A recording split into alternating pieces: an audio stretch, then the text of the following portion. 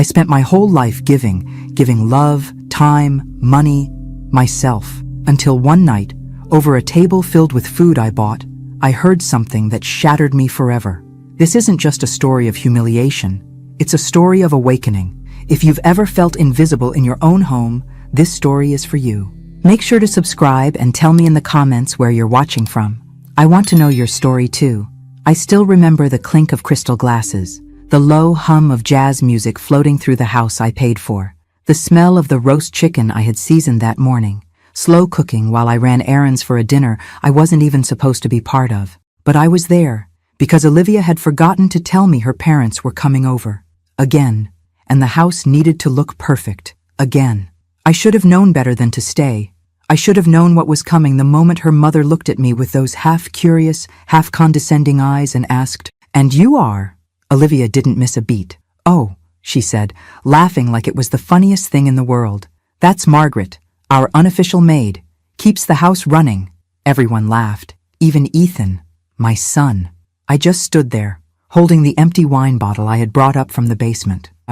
I smiled, politely, as if I didn't feel the floor disappear beneath my feet, as if my heart wasn't crumbling piece by piece. I excused myself, set the bottle on the counter, and walked slowly to my bedroom. They kept laughing behind me. Not one of them, not my own son, bothered to correct her, to say that's my mother, to say anything. That night, I didn't sleep.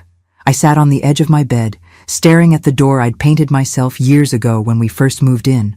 I remembered the day I signed those mortgage papers. My name, my credit, my down payment. Ethan had just graduated college. Olivia wasn't even in the picture yet. They had nothing. I gave them everything. And now I was the maid. The next morning I made coffee like I always did. I fed the cat Olivia pretended to like. And when she came downstairs in her yoga outfit, too busy on her phone to even say good morning, I stood there and waited. She looked up eventually. I handed her the keys. All of them. The front door, the back, the garage, the mailbox. "What's this?" she asked, her manicured brow furrowed. I smiled. "Good luck paying the mortgage now." She blinked. "What?" I walked past her, down the hall, past the photos I had framed, the furniture I had chosen, the walls I had painted. I didn't take anything, just my purse and the coat I'd worn when I brought Ethan home from the hospital. I didn't even say goodbye. I heard Ethan calling my name as I opened the door. I didn't stop. He ran after me barefoot in the driveway, but I kept walking. I didn't slam the door of the car. I closed it gently, calmly, because something inside me had snapped, but not in the way you think. It wasn't rage. It wasn't grief. It was clarity, and that was the most terrifying thing of all, because clarity is quiet. It doesn't scream. It doesn't beg. It just knows, and I knew for the first time in my life that I was done. I didn't know exactly where I was going, but I knew where I wasn't staying. The last thing I saw in my rearview mirror was Ethan standing in the driveway, stunned. He had no idea how much he'd just lost, and neither did I, yet. They say you don't realize you were drowning until you finally breathe. That first night in the small apartment left to me by my great-aunt Ruth, it wasn't freedom. Not yet. It was silence, thick, echoing silence that settled over everything like dust. The apartment smelled like time. Old floorboards, yellowed wallpaper, a heater that groaned like it had seen better decades. I dropped my bag on the kitchen table and stood there, unsure if I was supposed to cry or laugh. I did neither. I just stood, staring at the chipped tiles, remembering the home I had just walked away from. But it wasn't a home anymore. Not for me. Over the next few days, I moved like a ghost. I slept on the couch because the bed frame in the bedroom was broken. I ate peanut butter sandwiches and microwaved soup. I didn't call anyone. Not because I had no one, but because no one had called me. Ethan didn't text, didn't email, not a single word. I suppose Olivia had told him not to. Or maybe worse, maybe he just didn't care. I kept thinking about that dinner, about the way they laughed, about the way he laughed. I raised that boy, alone, after my ex-husband left. I gave up my career, my plans, myself. I cleaned motel rooms at night and stocked groceries at dawn just to keep a roof over our heads. And when my parents passed and left me that insurance money, I used it all to buy a house, a home. I never asked for rent, never made him pay a dime. And somehow, in Olivia's version of the world, I had become the help. I started writing at night, Old spiral notebooks, the kind I used to buy for Ethan in middle school. I filled page after page, not for anyone to read, just for me. I wrote things I had never said out loud, about how I used to stand in the kitchen and wait for him to say thank you, about how I'd cry in the garage when they'd go out to dinner and not invite me, about how I pretended to be asleep so I wouldn't hear them mocking my TV shows in the living room I paid for. And then one day, while looking for a light bulb in the upstairs storage closet, I found the old metal trunk Ruth used to keep under her sewing machine. Heavy, rusted. I pried it open, expecting thread and buttons. Instead, I found envelopes, dozens of them, and one in particular that changed everything. It was addressed to me, in Ruth's familiar handwriting, dated nearly 3 decades ago. If you're reading this, it means you've come back, and I'm sorry you had to. My heart pounded as I unfolded the pages. They were yellowed, fragile. Inside were copies of hospital forms, notes, and a single photograph of a newborn wrapped in a hospital blanket, not Ethan. There was a name, Michael Jameson. I read the letter 3 times before it made any sense. Ruth had been a nurse at the hospital where Ethan was born. She said she always had doubts. She'd seen something odd in the nursery the night I gave birth, a last-minute room switch, a confusion with the tags. But by the time she raised the issue, it was too late. The babies had already gone home. She never told me, said she was afraid, said she hoped she was wrong. But then, years later, she found a document buried in her files, a quiet settlement from the hospital to another family. And that's when she knew. Ethan wasn't my son. My hands trembled. I thought I might pass out. I stared at the photo, at the name, Michael Jameson. My mind refused to process it. Because if this was true, who was Ethan? Who was I to him? And then something strange happened. I didn't feel grief. I didn't feel rage. I felt free. Not because I didn't love Ethan, but because suddenly all those years of pain, of feeling like a stranger in my own life, made sense. Maybe that coldness I always felt from him. Maybe it wasn't imagined. Maybe he always felt like a stranger. And maybe I wasn't crazy after all. I spent the rest of the night reading every paper in that trunk. Ruth had kept it all. DNA reports, affidavits, a small article about the Jameson family, successful, educated, local, and still living in the same town. My real son had been here all along, growing up just a few miles away. I folded the letters back carefully, placed them in a new envelope, and put them in my nightstand drawer. Then I looked at myself in the mirror for a long, long time. I didn't recognize the woman looking back at me, but for the first time in a long time, I wasn't ashamed of her. She was broken, yes, but she was waking up, and the world had no idea what that meant yet. There's a kind of silence that doesn't feel peaceful. It feels punishing. That was the kind of silence I lived in for weeks after reading Aunt Ruth's letter. I didn't know what to do with the information. I carried it inside me like a live wire, dangerous to touch, impossible to ignore. I didn't reach out to Ethan. I didn't go looking for Michael. I just existed.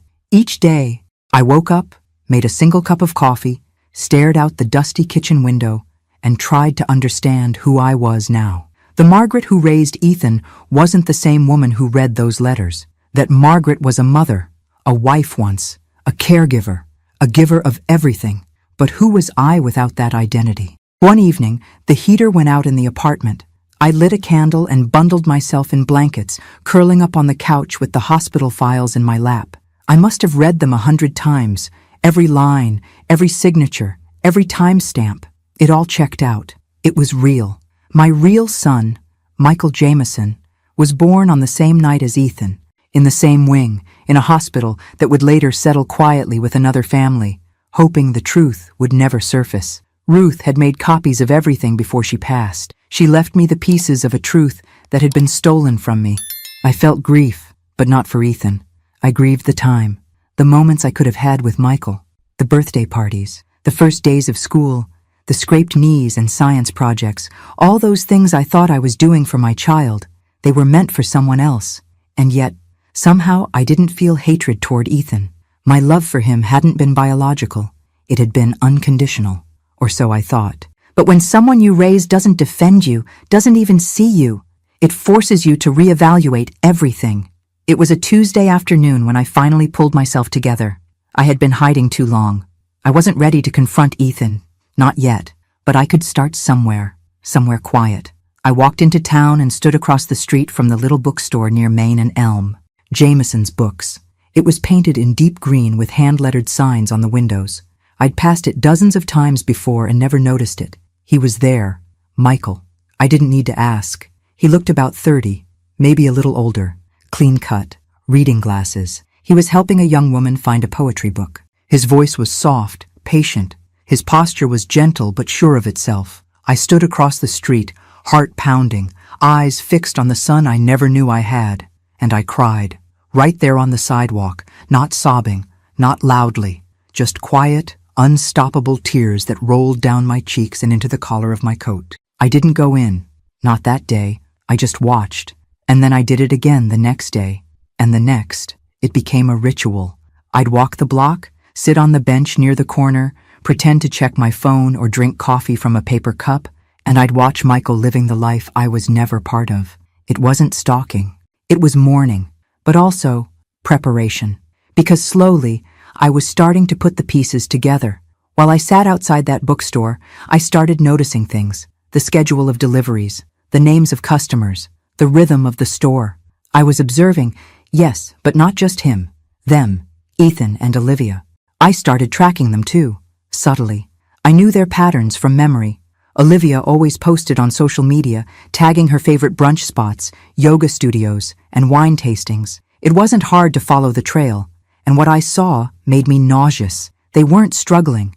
They were pretending. Olivia's business, some lifestyle coaching brand, was mostly smoke and mirrors, rented office space, paid followers, credit cards maxed out to maintain appearances. And Ethan? He had quit his job 6 months ago. Olivia called it manifesting a new chapter. I called it delusion. They were building a house of cards, and they had no idea the wind was coming. I didn't tell anyone what I had discovered. Not yet. Instead, I started keeping a second journal. Not like the first, filled with emotions and heartbreak. This one was strategic. Dates, names, business filings, public records. I wasn't just grieving anymore. I was planning. They thought I was gone, invisible, irrelevant, but I was more present than I had ever been. And I was about to remind them exactly who I was. The first time I saw Michael up close, I couldn't speak. It was a rainy Thursday. The bookstore was nearly empty, and he was restocking the biography section, humming under his breath. I had lingered outside too long, and when he turned and looked through the front window, our eyes met. He gave a polite, welcoming smile, nothing more. Just the kind of kindness you offer a stranger. And that's what I was to him, a stranger. My heart clenched. I turned away quickly, pretending to check my phone, but my hands were shaking too hard to fake it convincingly. I walked fast, ducking around the corner, barely making it to the car before the tears came. How do you tell someone that their entire life started with a mistake? How do you look a grown man in the eye and say, "You're not who you think you are, and neither am I"? I went home and pulled out Ruth's letter again, read it 3 more times. She hadn't just discovered the truth, she had investigated it. The name Michael Jameson wasn't a guess, it was confirmed. She had found the settlement papers. The hospital never told me, because I was never meant to know. And the Jamesons? They must have known something. Maybe not the full truth, but enough to accept a quiet payout. But I wasn't here for revenge against them. I wasn't even sure what I was here for. I just wanted to know him, to see if the ache in my chest could be filled by the reality of who he was. So I went back. I started small. I bought a book. Michael rang it up himself. "Good choice," he said with a smile. Hard to find these days. His voice was warm, familiar in a way that made my throat tighten. He handed me the bag, his fingers brushing mine for a second. I nodded. "You own this place?" "Sort of," he said. "My parents helped me get started. They're retired now, so I keep busy here." Of course they helped. Of course he had support. Not like Ethan, who'd had nothing but my blood, sweat, and sacrifice, and who had turned around and offered me up as a joke. Michael had parents, but not me. And Ethan had me, but never wanted what I gave. The universe had scrambled the puzzle and left us all bleeding over the wrong pieces. I started visiting the bookstore every few days, casual. Sometimes I bought a novel, sometimes just browsed. Michael began to recognize me. He'd say, "Back again?" with that easy smile. We made small talk, weather, books, local events. I never told him my name. Not yet. It wasn't time. Meanwhile, back in the shadows of my old life, Things were shifting. Ethan sent me one message, a text that said, "Mom, are you okay?" Nothing more. After 3 weeks of silence, that's what I got. I didn't reply. I had nothing left to say. But I started looking deeper into their world. I pulled up the deed to the house. It was still in my name. Olivia had tried to refinance without my permission. Denied. She couldn't afford the mortgage. Ethan had no income. I could have evicted them on the spot, but that would have been too easy. No, I needed them to feel the slow unraveling, the fear, the realization that the foundation they stood on wasn't just fragile, it belonged to someone else entirely. Me. Every night, I wrote. My new journal was meticulous. Every receipt, every conversation, every time Michael mentioned a hobby, a favorite author, a childhood memory, I wrote it down, not to use against him, but to understand the son I never got to raise. And in between the lines, I began to see the truth more clearly than I ever had before. Ethan didn't treat me poorly because he was switched at birth. He treated me poorly because he chose to, because Olivia gave him permission to, because somewhere along the line, he stopped seeing me as someone to respect and started seeing me as someone to dismiss. But Michael, he didn't know me at all, and yet he treated me with more kindness in 5 minutes than Ethan had in 5 years. I wasn't ready to tell him. Not yet, but I was close. And when the time came, I wouldn't just tell him who I was. I would tell him everything, about the hospital, about the switch, about the life that was stolen from us both. But first, I had to finish watching the collapse of the life I had already left behind. Because once the final piece fell, I wouldn't be looking back. I never planned to become a shadow in my own story. But sometimes the only way to see people clearly is to step out of the light. After that day in the bookstore, things shifted inside me. Not suddenly, but like a slow sunrise creeping across a frozen field. Quiet. Inescapable. I didn't rush anything. I wasn't just trying to reconnect with a son I never knew. I was trying to reclaim myself. I began walking a little taller, speaking a little stronger. I bought a second-hand laptop and began typing my notes into files. Evidence, timelines, names. This wasn't a diary anymore. It was strategy, survival. And one thing became crystal clear. Ethan and Olivia's world was held together by duct tape and lies. The house they lived in, my house, was still under my name. Olivia's lifestyle business, Olivia Ascends, was a fabricated empire. Fake clients, fake testimonials. She'd built a brand on buzzwords and filters, selling personal growth advice while driving a leased luxury car she couldn't afford. I found the LLC paperwork online. I checked tax records. I looked up business reviews. Every post she made was curated. Every event they attended was a photo op. And behind it all was debt. So much debt. Maxed out cards. A defaulted private loan. Ethan's student debt, still unpaid. They were suffocating under a mountain of bills, but too proud to say a word. Or maybe too arrogant. That's when I knew.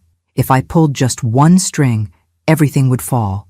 But I didn't. Not yet. Because I had one more step to take first. Michael. I still visited the bookstore and he still didn't know who I was. But each interaction chipped away at the fear.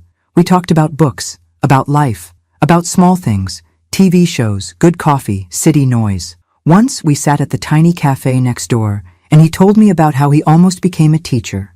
But his love for books pulled him into business. "You remind me of someone," he said once, sipping his tea. "Someone I can't place." I smiled. "Maybe a librarian?" He laughed. "Maybe." That moment stayed with me for days. I didn't just like him. I recognized him. Not just by the file I had read or the photo Ruth left me, but in the way he treated people, in the way he listened, the quiet strength in him. It felt like mine. It was in his posture, his calm, his presence. I started dreaming about a different life, one where I'd raised him, one where we baked cookies in the kitchen, where I took him to soccer games and cheered from the sidelines. I could picture it so vividly it made my chest ache, but I couldn't go back, so I planned for what was next. The first thing I did was call a lawyer, not for revenge, for justice. I wanted the house sold. I had every legal right to it. I made the down payment, paid every bill, and never signed it over. Ethan had always said, "We'll put it in your name later. No rush." Of course, there was no rush. For him, I was paying everything. Now I wanted my name back, my rights, my home, if not physically, then legally. I met with an attorney downtown, A woman about my age, sharp and direct. She listened without judgment. When I told her what happened, she nodded slowly and said, "We'll file the motion this week." I signed the papers with a steady hand. That evening, I walked past the house. The porch light was on. Olivia was sitting on the swing, scrolling on her phone, glass of wine in hand. Inside, Ethan was on the couch, playing video games. Their lives were running on autopilot. No idea that the ground beneath them was already shifting. It wasn't about punishing them. It was about restoring balance. And when the house sold, they would feel what I had felt for years, powerless. And maybe, just maybe, they'd understand what it meant to be discarded. I didn't slam doors. I didn't scream. I just watched, waited, and walked away. The first domino had fallen, and none of them even knew it yet. I've always believed that silence is stronger than noise, that true strength isn't in how loud you fight, but in how deeply you know you're right. The day the official notice went out to Ethan and Olivia, I was sitting at a cafe near the courthouse, stirring honey into my tea with a calm I hadn't felt in years. My lawyer said they'd receive it by AM sharp. My phone buzzed. Ethan. I stared at the screen until it stopped ringing. Then I turned it over and let the silence speak for me. It wasn't that I didn't want to hear his voice. I just wasn't ready to hear him lie. Later that afternoon, I checked my email and saw his message. It wasn't long. Just, "Mom, what are you doing? Please call me. Olivia is freaking out." Of course she was. The mortgage was due, and now they couldn't refinance, because the person they thought was too weak to matter was the one holding the deed, and they never saw it coming. A week later, I got another call. Olivia this time. I didn't answer her either. She left a voicemail, her tone tight, barely controlled. "Margaret, we really need to talk. This is all it's a misunderstanding. Ethan says you're going through something, and we're here to support you. But you're putting our lives at risk, and that's not fair." I listened twice. She called the house hers, and my silence, it became sharper, more deliberate. They didn't understand yet, but they would. 2 days later, Ethan showed up at my apartment. I saw him through the peephole before he even knocked. Hair uncombed, dark circles under his eyes, a man unraveling. I didn't open the door. He stood there for a long time, knocked once, then again, then said, "Mom, please, don't do this." I stood on the other side, my hand on the knob, but I didn't turn it. I let him sit in the discomfort of being unheard, just like I had for years. The following week, my lawyer finalized the paperwork to list the house. I would get the full profit, every cent, legally, ethically, emotionally. All of it was mine. Olivia tried to fight it. She claimed contribution of value.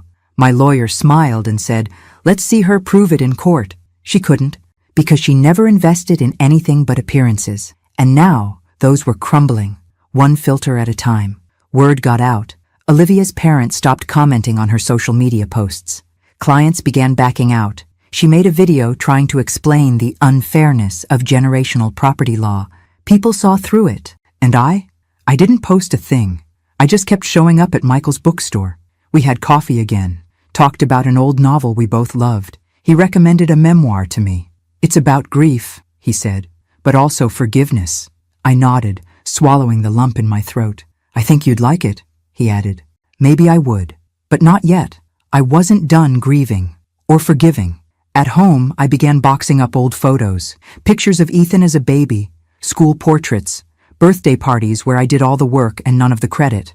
I didn't throw them out, but I put them away, because the woman who had spent her life giving everything was gone. And the woman who took her place, she wasn't angry. She was awake. The papers were signed. The house was going on the market. And somewhere inside that green bookstore across town, my real son laughed at something a customer said, completely unaware that his life was about to change too, but in the best way. Because not all losses are tragedies. Some of them are beginnings in disguise. I always thought masks were something people wore at costume parties, but Olivia wore hers like a second skin, flawless, smiling, unshakable. The kind of woman who always knew how to pose for a photo, how to angle her voice just right in public. But the thing about masks, eventually, they crack, and I was about to shatter hers completely. The idea came to me one morning while browsing the local business directory. I had already gathered enough personal dirt, credit problems, fraudulent Instagram partnerships, late mortgage payments. But I wanted more than rumors. I wanted facts.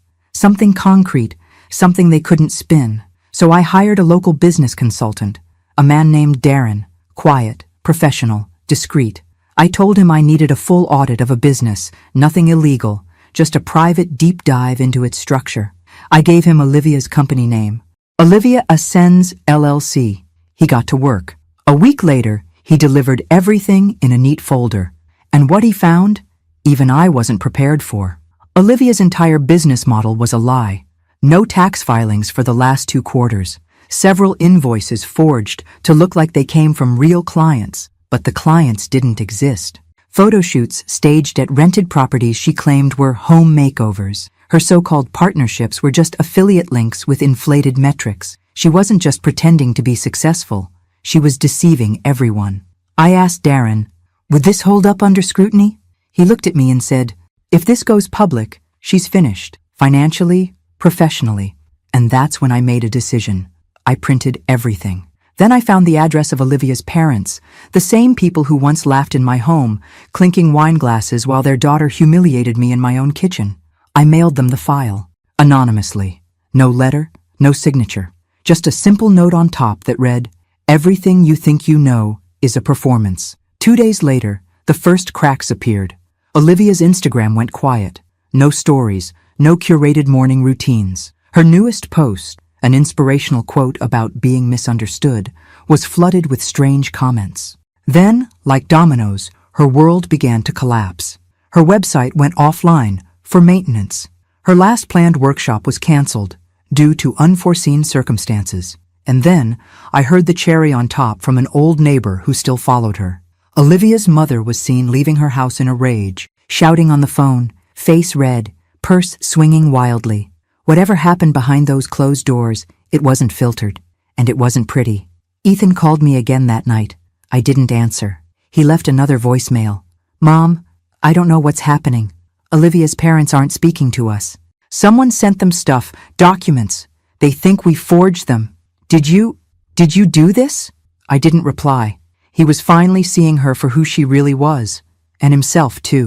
He had spent years defending a woman who destroyed everything in her path, starting with me. Let him feel it, let him sit in it. That night, I walked to the bookstore again. Michael was closing up. He waved when he saw me. "Back again?" he said, unlocking the door to let me in. "You should just work here at this point." I smiled. Maybe I should. We sat on the floor, surrounded by stacked paperbacks. He was cataloging a new shipment. I helped without being asked. "Why do you come here?" he asked, not unkindly. The question caught me off guard. I looked at him. Really looked at him. He had my eyes. I hadn't noticed before. "I like the way it feels in here," I said. "Like, nothing's pretending to be something it's not." He tilted his head, considering me. Me too. We worked in silence after that. No small talk, no more questions. But in that quiet, something settled between us.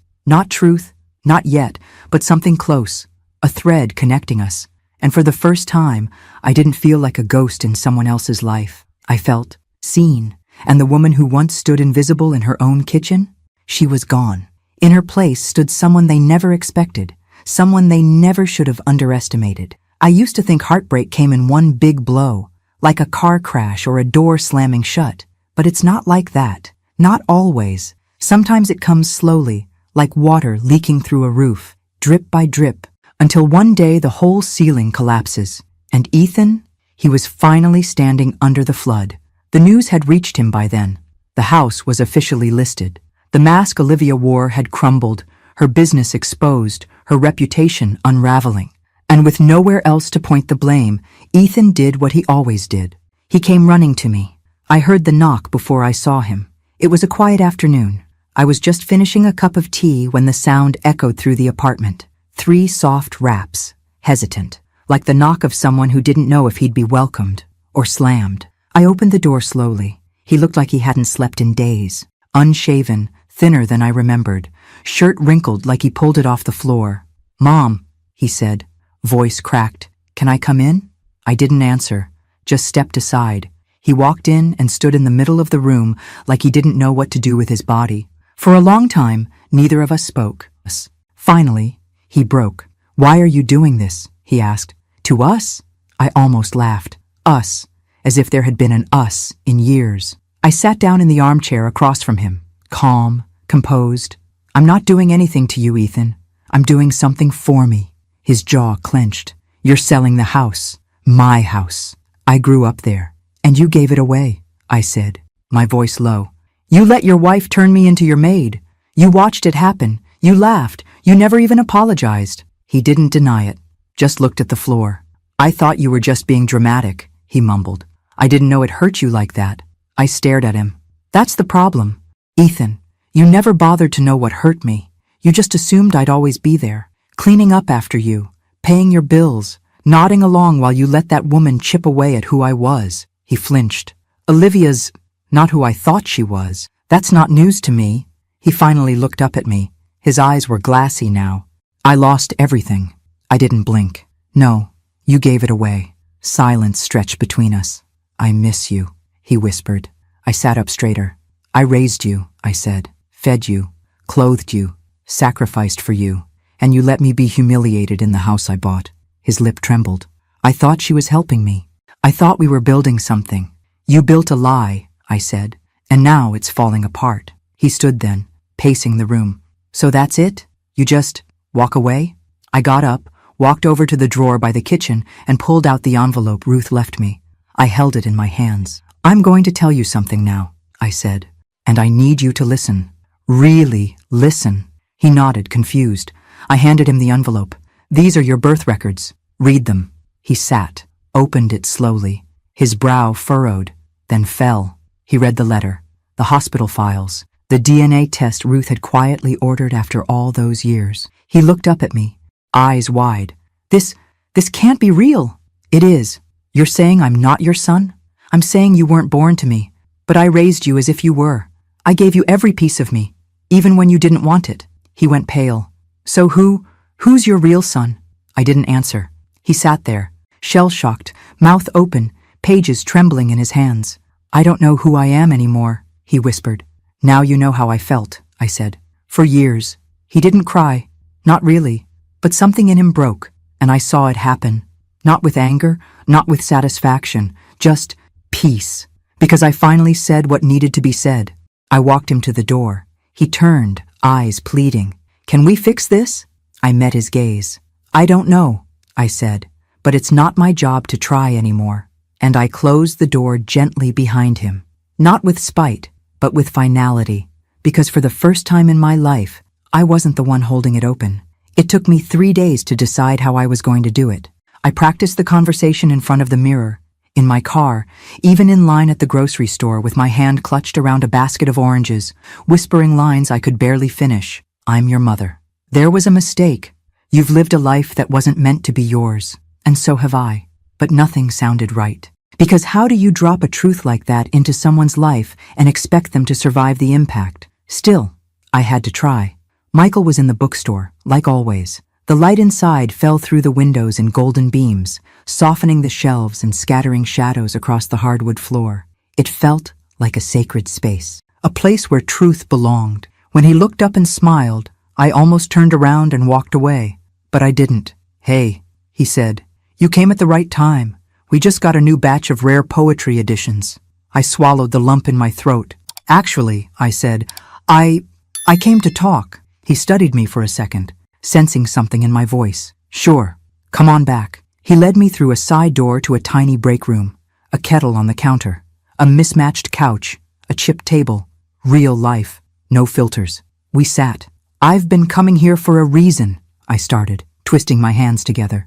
I figured, he said softly. You have? You're not exactly here for the books. I gave a small, sad laugh. No, I'm not. Then I took out the envelope, Ruth's letter, the birth records, the DNA proof, and set it on the table between us. What's this? He asked, cautious. Something that's going to change everything. He looked at me, waiting. 30-some years ago, I said, my voice breaking. There was a mistake at the hospital. 2 babies, switched at birth. His eyebrows drew in, confusion blooming across his face. My son, I said, was given to another family. He went very still, and theirs was given to me. He didn't say anything for a long moment. I raised him, I continued, loved him with everything I had, but he He didn't love me back. Not really. His eyes searched mine, slowly connecting pieces I wasn't saying aloud. You think I know you are. He looked down at the envelope, picked it up with trembling hands.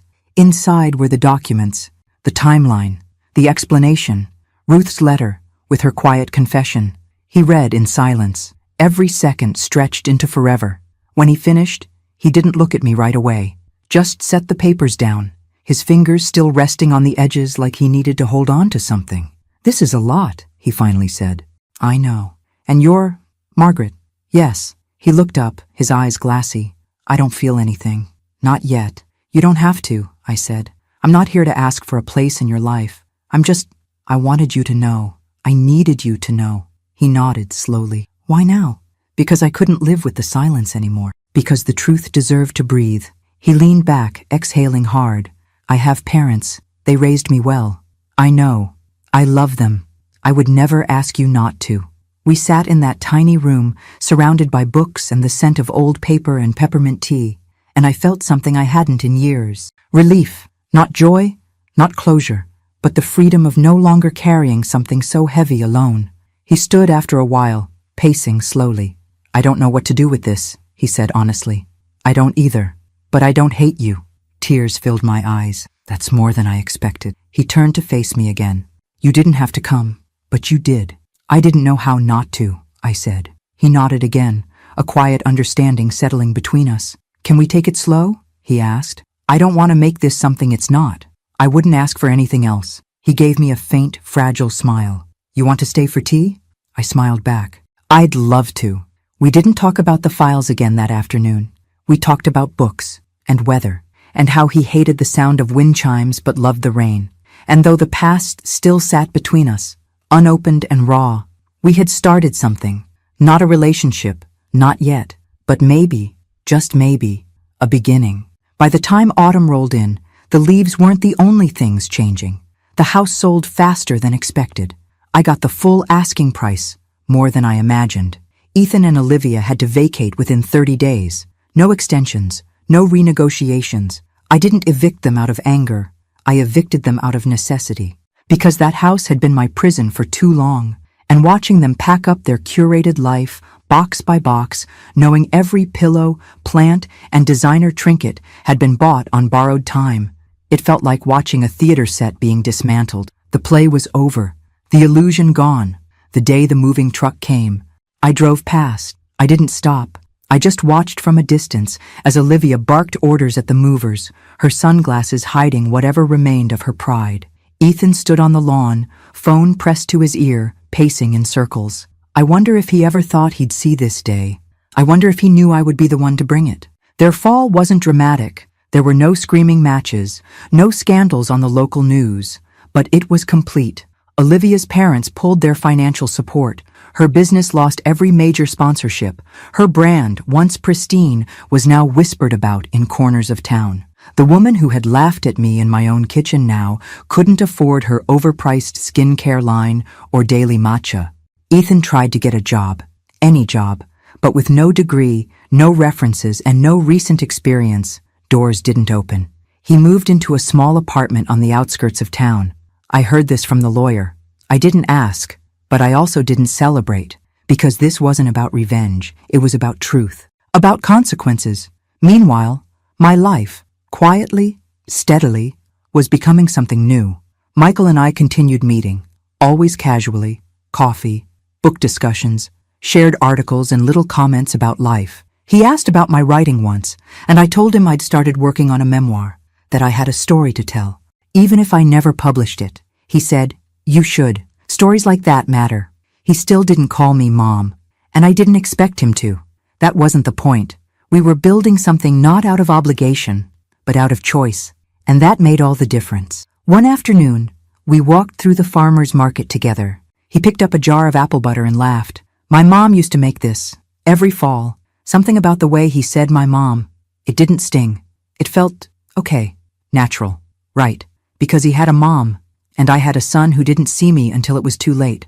Some nights, I sat alone with my tea, wondering if Ethan was sleeping on a mattress or a floor, if Olivia still wore her silk robes, If they looked at each other now and saw all the things they'd ignored before. I didn't miss them. I missed the idea of what we were supposed to be. But grief like that, it's a shadow. It fades, little by little. And pride?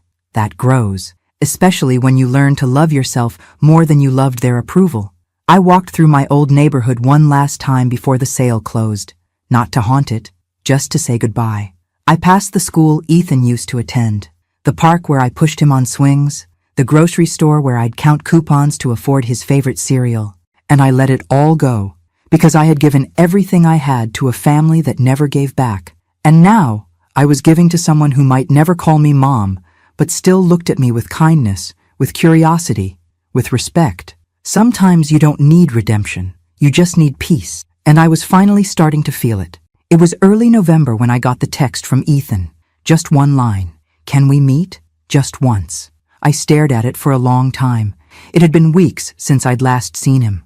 Weeks of silence, of distance that felt heavier than any argument we could have had. But something about the tone. It wasn't angry or desperate or accusing.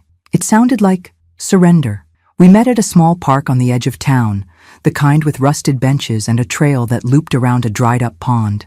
I picked the spot because it was neutral. No memories, no ghosts.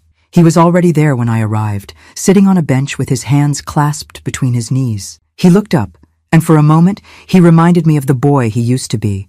Awkward, unsure, waiting for direction. I sat down beside him, careful not to sit too close. He cleared his throat. "I'm not here to ask for anything," he said. I nodded, saying nothing. I wanted to understand. I reached into my bag and pulled out the manila envelope. Again.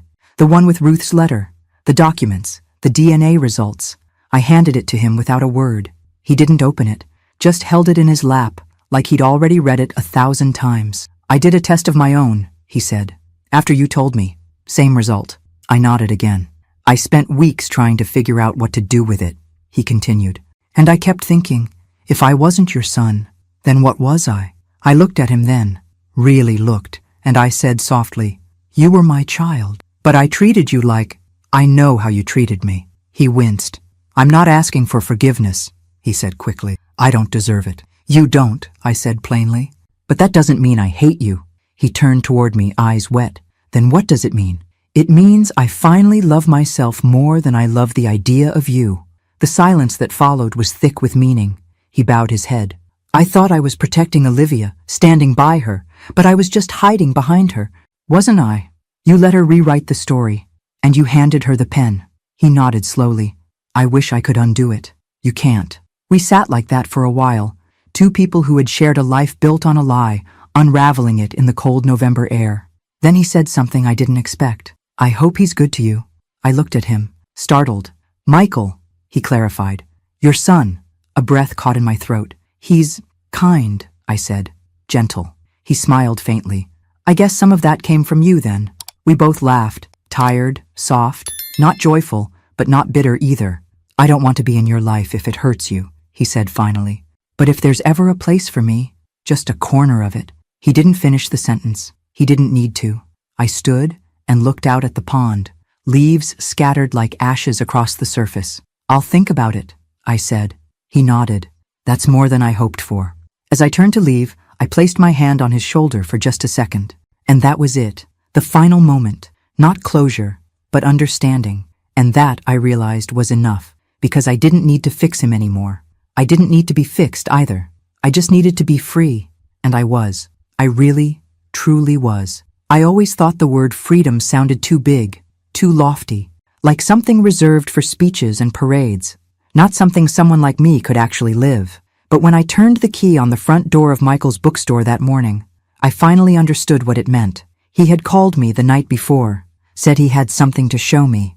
His voice was casual, but there was a weight to it, something simmering beneath the surface. I walked in and saw him standing by the back wall, where a new wooden sign had been hung above an arched doorway. The sign read, "The Next Chapter." I smiled. "What's this?" He handed me a single brass key. Small, simple, polished. "It's a new section I'm opening. Cozy reading space, coffee corner, community talks. I wanted it to feel like more than just a store. I wanted it to feel like belonging. I turned the key over in my hand. And you want me to open it? He looked at me, serious now. I want you to have it. I stared at him. He continued, his voice soft. You gave someone your whole life. They treated you like furniture, like background. But I see you. I don't need you to prove anything to me. You've done enough. Tears welled in my eyes. I blinked them back. You don't have to do this, I whispered. I know, he said. But I want to. I walked toward the door under the sign and slid the key into the lock. It turned smoothly. Inside, warm light filtered through tall windows. Shelves lined the walls, already half-stocked with classics and memoirs. A rug in the center, a worn armchair, a small table with a tea set. It felt like a room from a dream I'd forgotten I had. I turned around, completely undone. Michael, he smiled, consider it yours, for however long you want it. I walked into the center of the room and stood still, breathing it in, the scent of new wood, paper, and possibility. That night, I sat in the apartment one last time, the old notebook on my lap, the last page still blank. I wrote, I was a woman who gave until I vanished. Then I became the woman who took it all back, not with rage, not with fire, but with silence, with truth, and with the kind of strength they never saw coming. The next day, I finalized the donation, A portion of the house sale went straight to a foundation that supports women starting over, those dismissed, discarded, underestimated, just like I was. They called to thank me, but I didn't need thanks, because every time I stepped into that bookstore, into the next chapter, I remembered who I was now. Not Ethan's mother, not Olivia's maid, Margaret Walker, woman, survivor, author of her own ending. I never needed permission to start again, just a key. And now, I had it in my hand, and this time, it didn't open someone else's door. It opened mine. Thanks for listening. Don't forget to subscribe and feel free to share your story in the comments. Your voice matters.